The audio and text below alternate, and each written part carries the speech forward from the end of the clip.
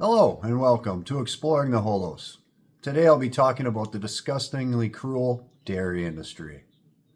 So make sure you like and subscribe and share with all your friends, and let's get into the video. I hope that the lighting doesn't continue to go in and out like it has been.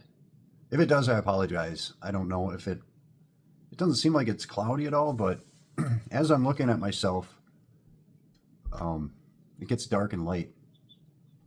I don't know if that's something going on with my phone, and I've been trying to move this over. Like, no matter what, my big ear wants to stick out. Once you see it, you can't unsee it, but if I put it over here, then my big ear really sticks out. So, like, no matter, I mean, I'd have to go that far to not, I mean, you can still see my big ear, which is weird. I've always had one bigger ear, and ever since I was a little kid, I always slept on my left side, hoping that that ear would grow slower. Never worked. So, you'll have to excuse me. I'm still getting over this cold. All right.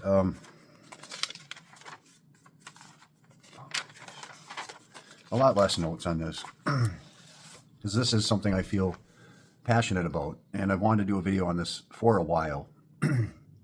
And most people who are not vegan don't understand why vegans can't drink milk, because they're like, milks, or they think that cows have to give milk, otherwise their udders will explode, or they'll be in great pain.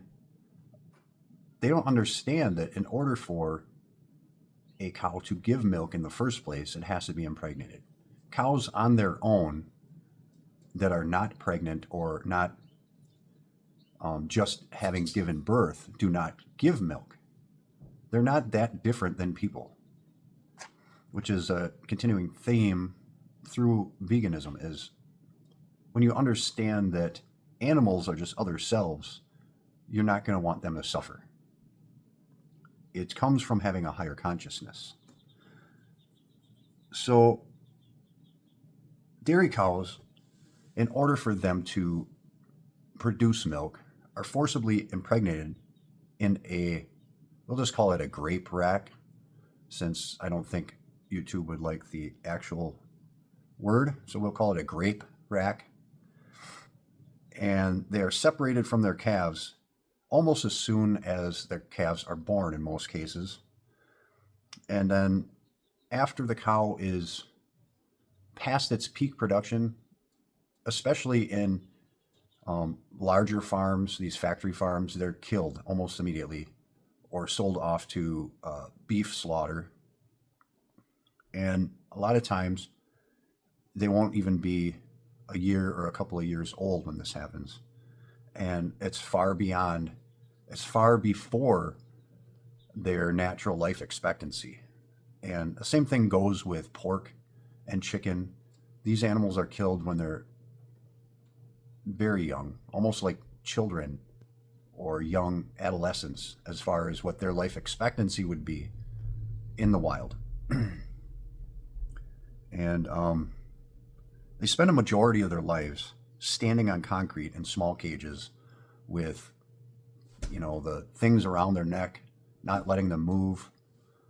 I have had relatives with dairy farms and pig farms, and I remember when I was a child seeing that, and I grew up around that, and my family, not later on in my life, but when I was younger, was more involved in that. I do live in the dairy state, so it's very difficult to get away from the cheese and the butter and the dairy. I mean, you'll see celebrities when they come here, it's very typical for them to wear a cheese hat to try and placate all the cheese people in the state. And not only are the cows forced to live in a small concrete and steel enclosure, often they are getting sores and mastitis and infections from being over milked or milked incorrectly just to force the production to get as much milk out of them as possible. And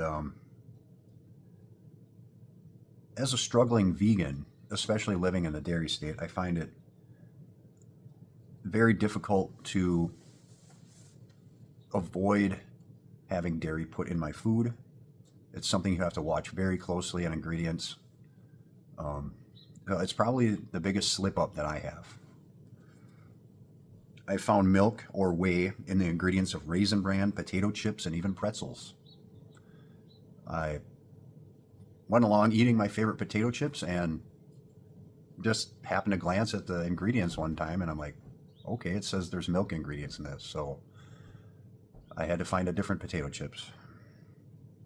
Usually the crunchy, like kettle chips or whatever, they have to put some kind of a whey or a milk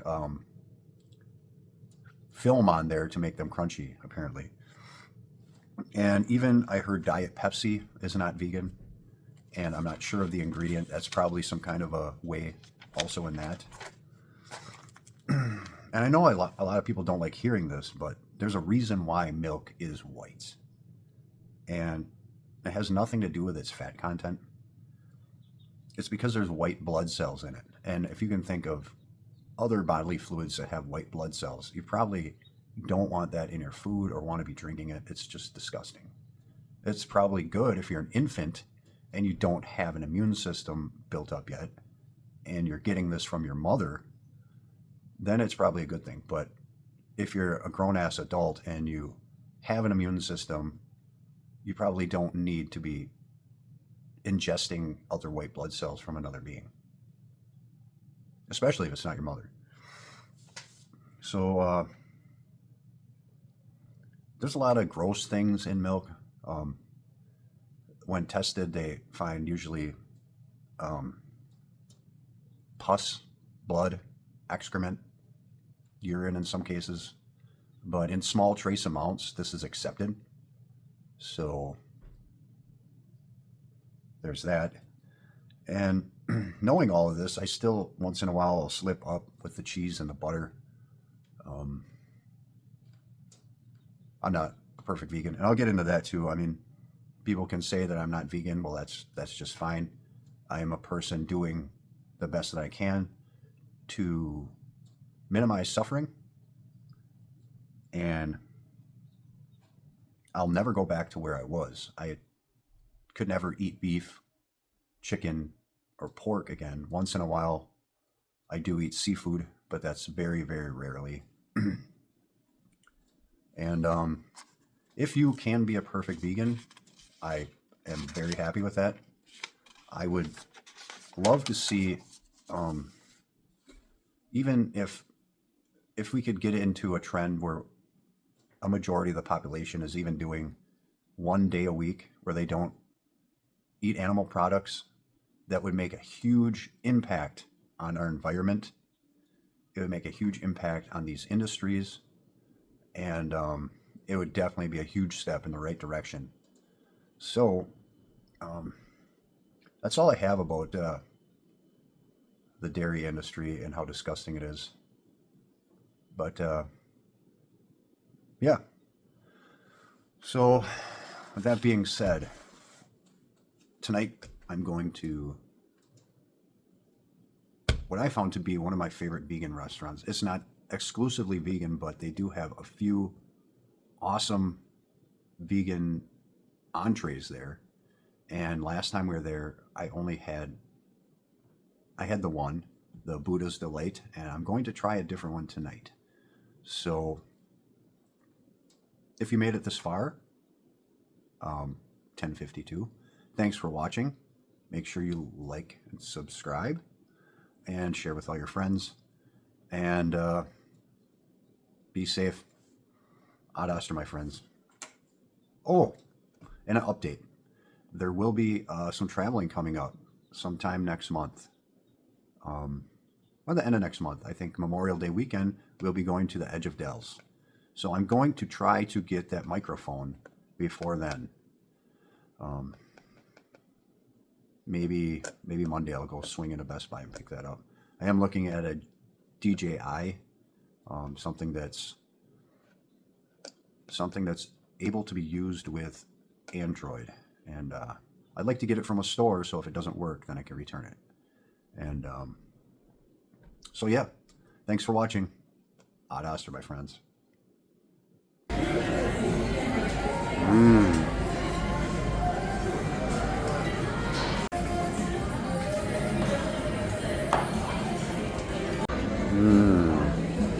I think I'm gonna do Mongolian tofu and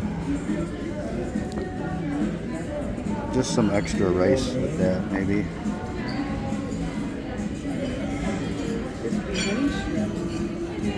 Sure, what? Hey, good, how are you? I gotta send her something in the mail. Kind of. Yum.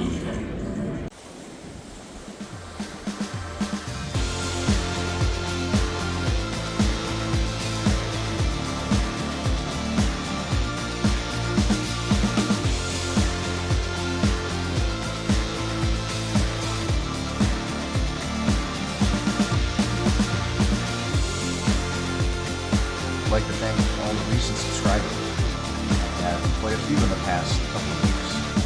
Recently subscribed